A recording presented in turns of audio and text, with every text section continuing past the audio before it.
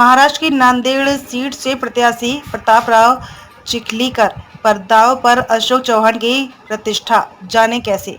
महाराष्ट्र की नांदेड़ लोकसभा सीट से भले ही बीजेपी ने सांसद प्रतापराव चिखलीकर पाटिल को उम्मीदवार बनाया है, लेकिन असली लड़ाई तो अशोक चौहान लड़ रहे हैं।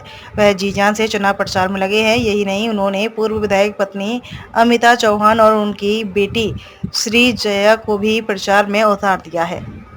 अपने गढ़ को बनाए रखने के लिए चौहान परिवार चिलचिलाती धूप में कड़ी मेहनत कर रहा है। खुद चौहान हर रोज 7 से 8 बैठकें कर रहे हैं। दरअसल यह उनकी प्रतिष्ठा की सीट है। प्रचार के दौरान उन्हें कई बार लोगों की नाराजगी का सामना करना पड़ा।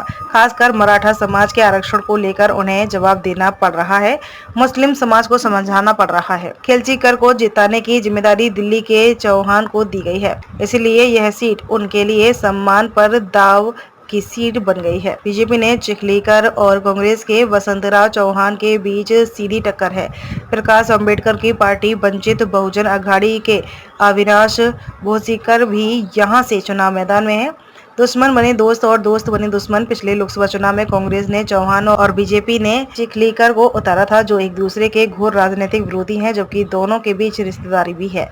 2019 के चुनाव में चौहान चिखलीकर पर आरोप लगा रहे थे और चिखलीकर चौहान को घेर रहे थे। उस वक्त कांग्रेस के उम्मीदवार वसंतराव चौहान अशोक चौहान के करीबी हुआ करते थे।